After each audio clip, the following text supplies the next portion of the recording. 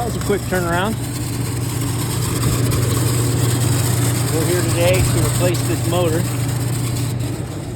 early in the morning so that they have their exhaust goods. We got ice up here this morning.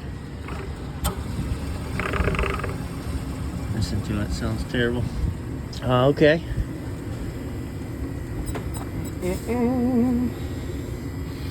Oh, actually, look. I missed that yesterday. The belt is chewed up. It's also pulleys not wonderfully aligned. Runs downhill. Sorry. Runs downhill. So, all right, so I've got it off here. This says that it was a 115 volt single phase motor. I've got a dual voltage motor just in case. I don't trust labels because the motor itself is a dual voltage. Let's run a test quick.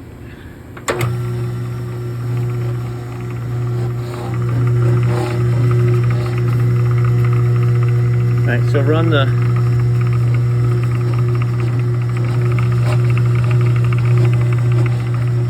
with no load on it, it's going to spin pretty clean, but you can still hear it chattering around in there. Okay, just because I don't 100% trust stickers, so I've unwired everything, and we got our meter in there, and boom, can confirm 120 volts. All right, let's take a look at this real quick. So my rotation is this way. So my motor's mounted there, and we're looking at it from the shaft end. We're spinning counterclockwise, right? Counterclockwise. So this is set up for 115 clockwise rotation. So L1, L2, right? That's how it comes from the factory. For 230, we need to switch things around. For counterclockwise rotation, interchange red and black. So red is on 2, black is on 4.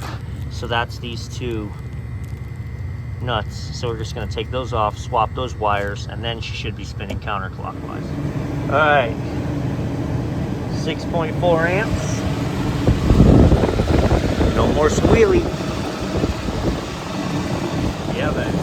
So we also greased everything up, cleaned all the bearings.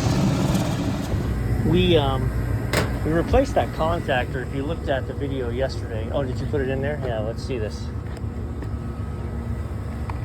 There you go, man. So the contactor actually was welded shut.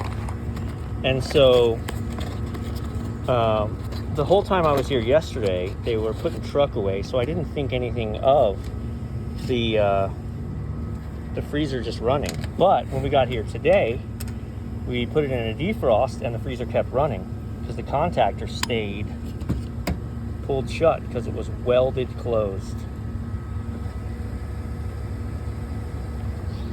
And so what happened then is your freezer's literally been running, right? The thermostat shuts off, kills the solenoid, unit pumps down, low pressure control drops it out, but the compressor and condenser unit just keeps running forever.